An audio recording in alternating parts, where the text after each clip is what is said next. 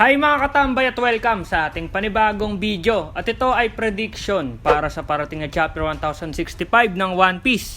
Samahan nyo ako kung ano nga ba ang mga pwedeng mangyari sa parating na chapter. Pero bago tayo mapunta doon ay alam mo na, like and subscribe at pakihit ang bell para maging updated sa mga parating na video at pakilike na din para mas marami pa ang makapanood at makabisita sa ating channel. Okay, simulan na natin kung ano nga ba ang mga pwedeng mangyari sa parating na chapter. Let's go!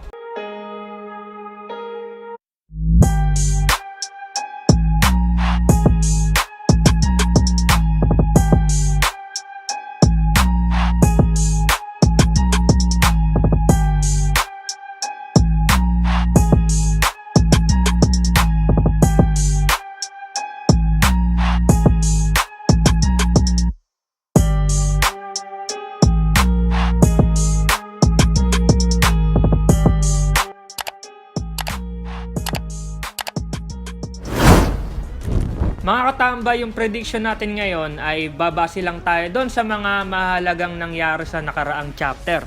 Lalo na doon sa last page ng chapter. Siguro may resulta na sa laban ng dalawang pirata na si Law at Blackbeard. Siguro lang ha, di pa sure, pero baka lang naman na may nanalo na. Pero panigurado na sa next chapter pa malalaman. At ito yung mga posibleng makikita natin sa parating na chapter kung babase talaga tayo sa mahalaga at doon lang sa last page ng chapter.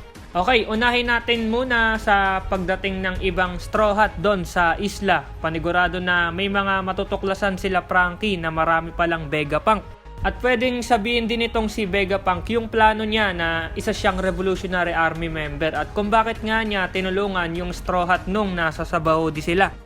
Kasi 'di ba si Kuma at Vegapunk ay magkasama. Panigurado na dalawa silang may gusto na makaligtas sila Luffy dahil nga anak ito ni Dragon. Maraming pwedeng matutunan sila Usopp at Franky kay Vegapunk. Posibleng mag-upgrade din dito si Franky ng mga gadget niya at sa katawan niya.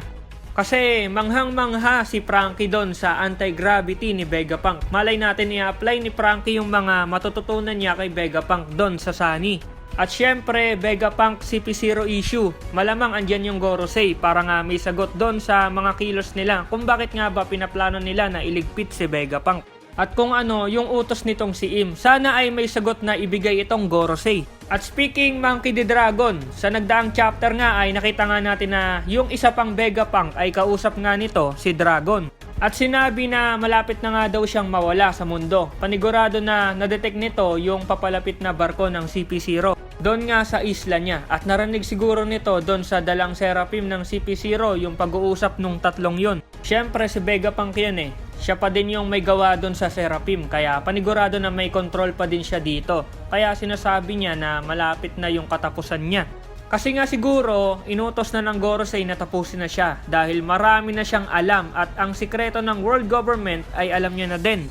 Sa palagay ko lang ha, yung totoong Vegapunk ay nasa isla mismo. Yung totoo talaga. Kasi hindi naman siya mangangamba ng ganon kung nandun siya kay La Dragon.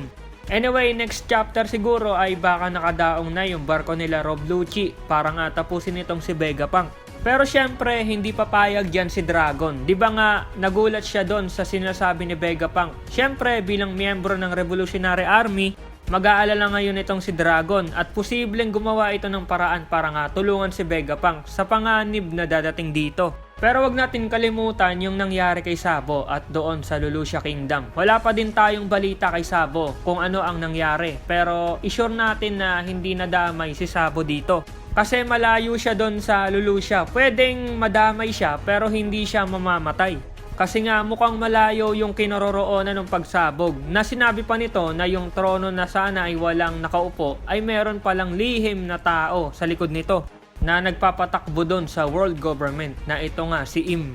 At dito lang nalaman ni Dragon na may ganun pala at nasaksihan pa nila yung nangyari sa Lelouch na ginamitan nga nito ng kung anong sandata na kayang makawasak ng ganong kalaking lugar. Siguro dito nakikilo si Dragon kasi mas lumalala na yung ginagawa ng world government di lang sa great cleansing nito kundi sa pagtugis sa kanila. Dito na siguro may isip ni Dragon na dapat kumilos na siya at labanan kung sino man yung nakaupo doon sa trono na ito ngang si Im.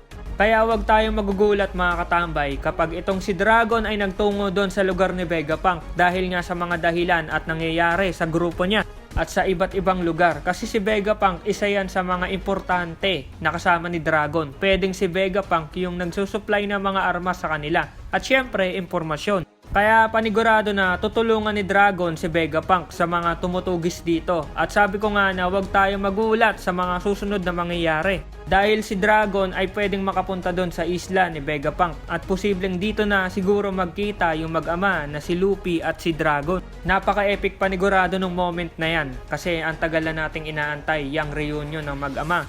Na sana ay mangyari na. Sinasabi ko to guys kasi posible talaga na mangyari kasi si Vegapunk at si Dragon ay may koneksyon. Nakita naman natin yon at si Vegapunk ngayon ay tinutugis na kaya may papel talaga na gagampanan yung Revolutionary Army dito sa arc na to. At si Dragon, para sa akin lang ha, bahagi sila panigurado ng Great Cleansing ni Im. Itong si Vegapunk, yung mga tumiwalag na kingdom, mga pirata at itong Revolutionary Army. At itong arc ni Vegapunk ay isa to sa mga maraming marireveal na mga sikreto pagdating sa mundo ng One Piece. Kaya maging updated sa mga parating na chapter mga katambay. Kasi inuunti-unti na ni Oda Senpai yung mga sikreto. Kayo mga katambay, ano ang mga prediction nyo sa paparating na chapter? Comment lang kayo sa baba at babasahin ko yan. Okay, salamat sa pagnood at see you sa next video. Over and out.